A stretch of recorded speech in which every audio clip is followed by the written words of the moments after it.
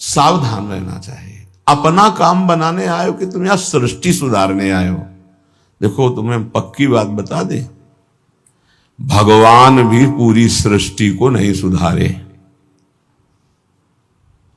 जब अवतार लिया तो जो भगवान की शरण में हुए, सन्मुख हुए, उन्हीं का उद्धार हुआ। ध्यान रखना, चाहे काम से, चाहे द्वेष से, चाहे राग से, चाहे भक्ति से, कैसे भी अवतार के समय जो भगवान से जुड़े वो परम पद को प्राप्त हुए। भगवान के अवतार के समय हम लोग भी होंगे, कीड़ा मकूड़ा, दीमक, चींटी चीटा जो बने होंगे, तो हमारा उद्धार नहीं हुआ। जो सन्मुख हुए, नाम जप किया, उन्हीं का उद्धार हुआ। ये बात पक्की समझ लो। तो भगवान अवतार लेकर के जगत मंगल के लिए आए, पर जो भगवान की शरण में हुए, सन्मुख हुए, उन्हीं का कल्याण हुआ। तो आज भी भगवान हैं, उनका नाम है, उनका रूप है, उनकी लीला है, ये उनका धाम है। जो सन्मुख होंगे, ठीक से चलेंगे, वो भगवान को प्राप्त होंगे। बहुत भय देने वाला प्रसंग है आगे का।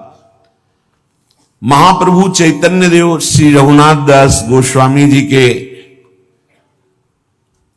ऊपर अपार कृपा की, तो बहुत ही वैराग्यपूर्ण जीवन आपने कल सुना। ये भगवान ऋषभ देव जी अपने पुत्रों को उपदेश कर रहे हैं। उसी श्लोक को महाप्रभु ने कहा कि गुरुर्न सास्यात् स्वजनो न सास्यात्, पिता न सास्यात्, जननी न सास्यात्, दैवं न तत्स्यान्न पतिश्च सास्यान्, न मोचयेद्यः समुपेत मृत्युम। वो गुरु गुरु नहीं है जो अपने शिष्य को भगवत प्राप्ति न करा दे, मृत्यु के पास से छुड़ाकर अमर पद न प्रदान कर दे। वो गुरु गुरु नहीं। गुरु न सास्यात्, वो कैसा गुरु जो अपने शिष्य को भगवत प्राप्ति न करा दे। वो कुटुंबी स्वजन स्वजन नहीं है जो भगवान के भजन में ना लगा दे। अगर भगवान का भजन नहीं करने देता तो जाके प्रिय न राम वैदेही तजिए ताहि कोटि बैरी सम जद्यप परम स्नेही। वही कुटुंबी है जो भगवान के भजन में लगा दे। जो भगवान के भजन में विघ्न पैदा कर दे, भगवान में ना लगने दे, वो हमारा कुटुंबी नहीं, वो हमारा स्वजन नहीं, वो हमारा करोड़ों वैरियों के समान है। पिता न सास्यात्, वो पिता पिता नहीं है जो मुझे भगवान के मार्ग में ना बढ़ाए, बढ़ने से रोक दे। वो पिता पिता नहीं। ये बड़ी उत्तम उपदेश वृत्ति भगवान ईश्वर। वही पिता है जो अपने पुत्र को भगवत प्राप्ति करा दे। सास्यात् जननी, वही मां है जो भगवान के चरणारविंद में अपने पुत्र की वृत्ति बढ़ावे। लेकिन आजकल तो माता पिता बालक को वही सिखाते हैं जिससे उदर भर जाए। 3 बातें, पेट भर जाए, अच्छे कपड़े पहन लो, खूब भोग भोगने को मिले, यही शिक्षा है। इतने केवल लक्ष्य है। कह रहे सास्यात् जननी न सास्यात्, वो पिता नहीं, वो माता नहीं जो भगवान की प्राप्ति कराने का उपदेश न करे, नाम जपने का उपदेश न करे, वो नहीं है माता पिता। दैवम न तत्स्यान्न, यद्यपि दैव बड़ा माना जाता है, पर वो दैव किस काम का जो हमें भगवान का भजन ना करने दे, विमुख कर दे। और सही बतावें, दैव कुछ है ही नहीं, हमारे कर्म ही हमारे दैव हैं। मानव जीवन मिला है इस दैव दैव वाली बात को व्यर्थ कर देने के लिए। भजन करो इतना डट के, हर प्रारब्ध क्षीण हो जाए, हर कर्म भस्म हो जाए। दैव दैव आलसी पुकारा, खूब नाम जप करो। कह रहे वो पाणी ग्रहण करने वाला पति पति नहीं है जो श्री कृष्ण की प्राप्ति करने में बाधा पहुंचा दे। जो श्री कृष्ण की प्राप्ति कराने का सहयोग दे वही पति है। जो संसार से मेरे को मुक्त करेगा वही गुरु, वही पिता, वही माता, वही भाई, वही स्वजन, वही पति, वही संबंधी, अन्यथा नहीं। बहुत हृदय संभाल करके अब सुनिएगा। निष्किंचनस्य भगवद भजनोन्मुखस्य पारम परम जिगमिशोर भवसागरस्य संदर्शनम विषयिणामथ योषितांच हा हंत हंत विषभक्षण मतोप्य साधु। ए साधु विरक्त, बहुत खेद और दुख की बात कि यदि संसार रूपी समुद्र से पार जाने के लिए तुमने विरक्त भेष ले लिया, वैराग्य भेष ले लिया और विषयी पुरुषों का संग करते हो और विषयी स्त्रियों का संग करते हो, तो इससे अच्छा है कि जहर खा के अपनी शरीर की वृत्ति पूरी कर देनी चाहिए। हा हंत हंत विष भक्षण तो पिशादो।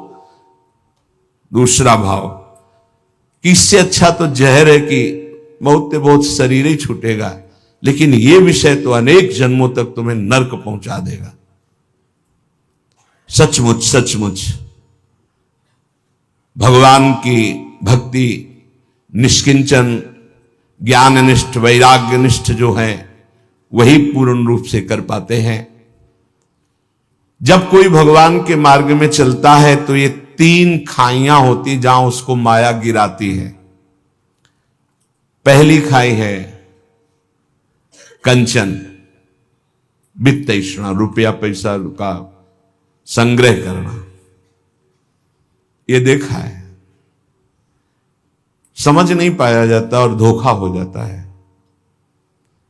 थोड़े थोड़े रुपये संचय करते हुए पधार गए, वो रुपये विषयी पुरुषों ने प्रयोग किए।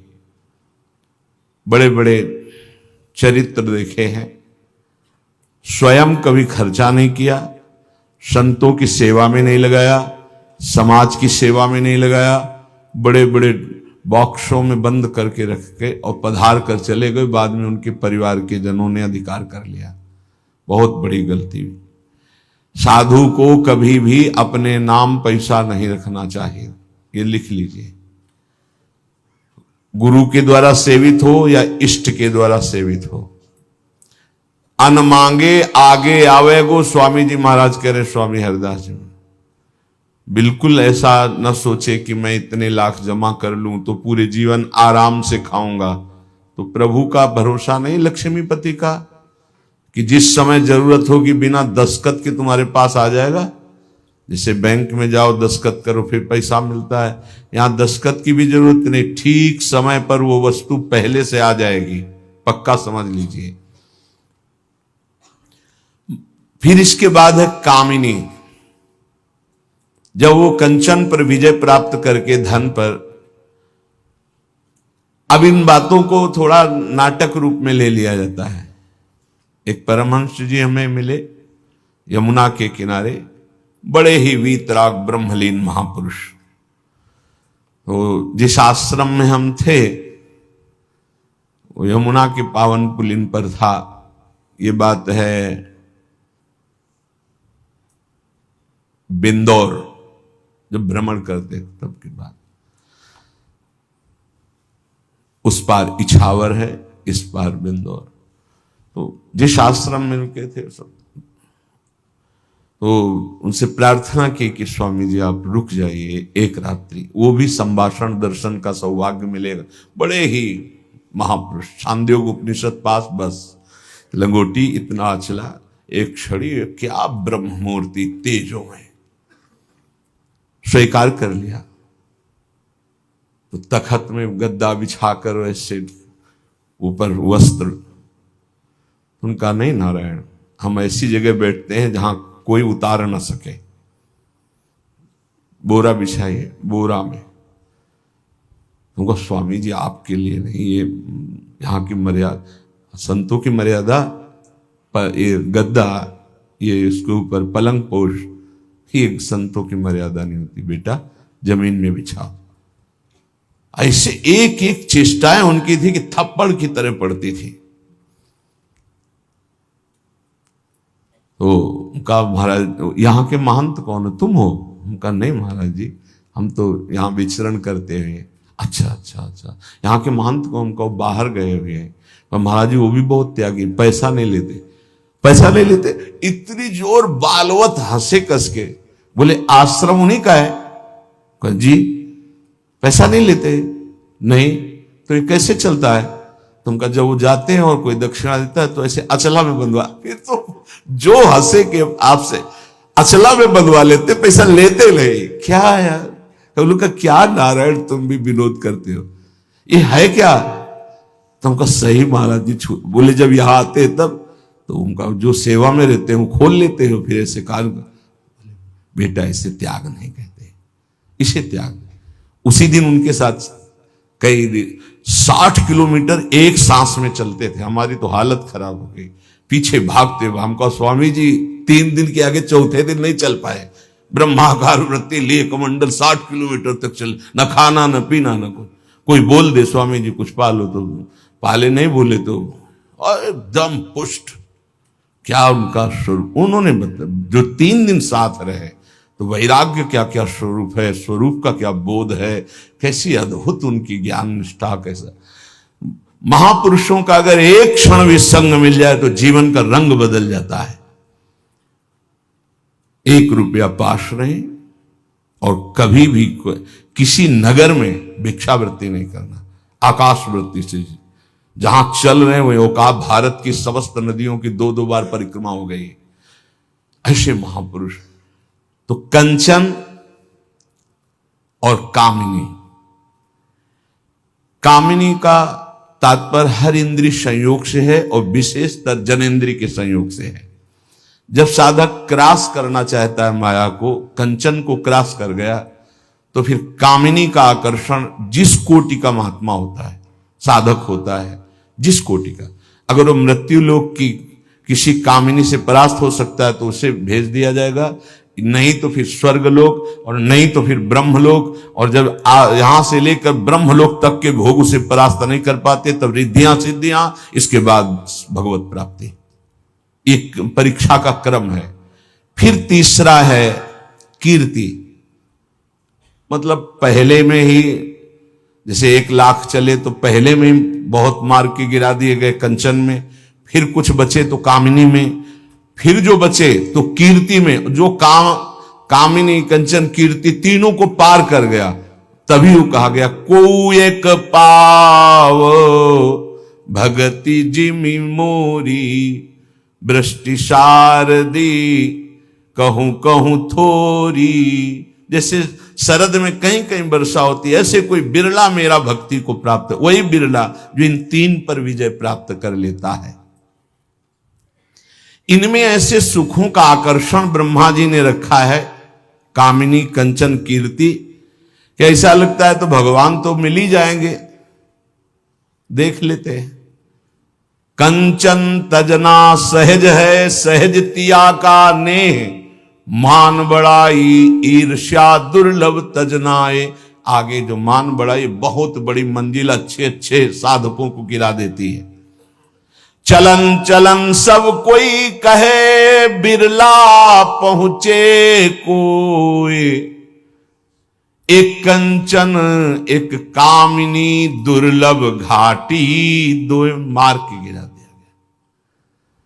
एक कंचन एक कामिनी, ये लांबी तलवार, आए थे हरिभजन को बीचे देने का। ये घाटियां वही नहीं पार कर पाता जो भगवत प्राप्त महापुरुषों का आश्रय नहीं लिए। यदि भगवत प्राप्त संतों का आश्रय लिए तो आराम से पार हो जाएगा, पता ही नहीं चलेगा कि घाटियां पार हो गए हम, पता ही नहीं चलेगा। त्याग और वैराग्य का यही स्वरूप है कि इन तीनों से बचे, कंचन कामिनी प्रणाम नमस्कार प्रतिष्ठा कीर्ति, इनसे बचे। आपका भाग्य सद्भाग्य में बदल जाएगा, और अगर असावधान हुए तो आपका भाग्य दुर्भाग्य में बदल जाएगा। बहुत पावर है, बहुत पावर है।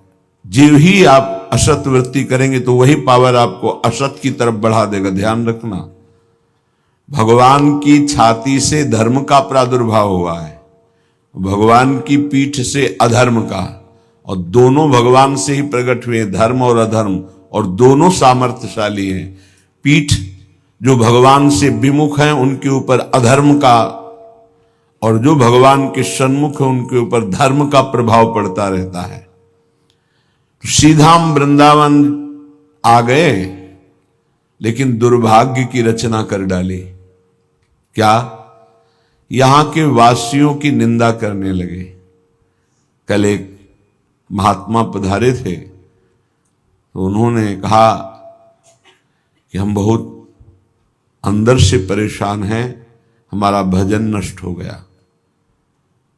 कई दिन हो गए, अगर 1 2 3 दिन तक भजन में बाधा पड़ रही तो भोजन का प्रभाव है, और इसके आगे अगर बढ़ गया तो फिर वैष्णव अपराध पक्का। दूसरा कोई और तो छोटी मोटी बातें सब भस्म हो जाती भजन करने वाले की। पहली बात, भोजन अशुद्ध हुआ तो 2-3 दिन, तो उनका नहीं तो बहुत लंबे समय से उनका वैष्णव अपराध। बोले हाँ, हमको भी आभास होता है। तो ऐसा यहां श्रीपाद कह रहे हैं, श्रील वृंदावनेस्मिन दोषान दृष्टान निज हत दृशा। वो अपना नाश करने का, दुर्भाग्य लिखने का कार्य शुरू कर दिया। क्या? वृंदावन के वासी में दृष्ट दोष देखना, वर्तमान में जो दोष दिखाई दे रहे हैं। बोले है दोषी इसलिए देखता हूं। नहीं, देखो वह श्री जी का कृपा पात्र है, आज नहीं तो कल वो महापुरुष बन जाएगा। अर्थात जो महापुरुषों की गति वो उसे प्राप्त हो जाएगी। वो धामवासी है, प्रियाजू ने स्वीकार किया है। आपका क्या अधिकार है कि आप उस पर दोष दर्शन करें? तो कह रहे हैं जो वृंदावन धाम में वास करते हैं उनके दृष्ट दोषों को दिखाई दे रहा है। ऐसा नहीं कि नहीं दिखाई दे रहा, आप आरोप लगा रहे हैं, दिखाई दे रहा है। दृष्ट दोषों को सत्य मान करके वर्णन करते, उनकी निंदा करते हैं, तो आपका भाग्य दुर्भाग्य में बदल जाएगा।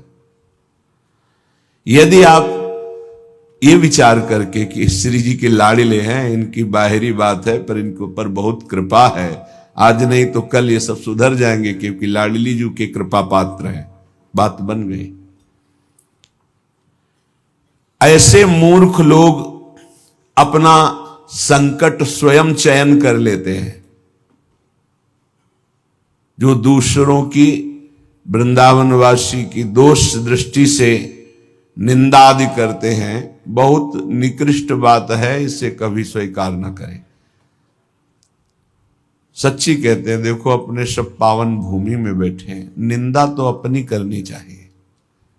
अंदर से देखो, ईमानदारी से देखो, जो हमारे अंदर कूड़ा करकट है इसकी निंदा करनी चाहिए कि मैं बहुत नीच हूं, हम पर इतनी कृपा है लाडली जी की, इतना दुलार कर रहे हो, हम उनकी दुलार को ठुकराए चले जा रहे हैं।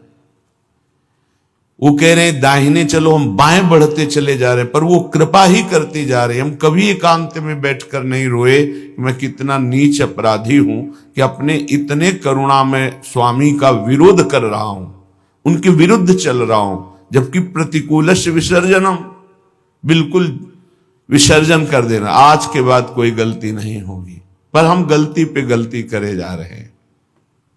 श्री जी इस बार माफ कर दो, आगे से फिर किया, श्री जी इस बार माफ कर दो, फिर वही वो माफ करती चली जा रही। हमसे गलती होती। जब हम ये देखेंगे तो हम दूसरे को देखने लायक ही नहीं। हम क्या दूसरे को देखें? हम अच्छे हों तो दूसरे को देखें, और जब सच्चाई में तुम अच्छे हो जाओगे तो दूसरे के दोष नहीं दिखाई देंगे, सब में अपने प्रभु दिखाई देंगे। इसलिए श्रीपाद कह रहे हो, मूर्ख लोग अपने संकट को बुलाते हैं, संकट का निर्माण करते हैं। ये बहुत भयावह बात है कि किसी वैष्णव या किसी वृंदावनवासी की निंदा बिल्कुल भूल कर मत करना। ये ब्रजवासी जन भगवान के लाडले हैं। देवराज इंद्र को भ्रम हो गया, घुटनों पे आ गए, तब भगवान ने क्षमा किया। जाओ, त्रिभुवनपति घुटनों पे बैठे थे इसी रज में। ये जो गोविंद कुंड है ना, घुटनों के पर थे, नाथ क्षमा कर दो, जाओ। ऐसा अहंकार मत करो कि तुम्हारे द्वारा पूरी सृष्टि चल रही है, ये ब्रजवासी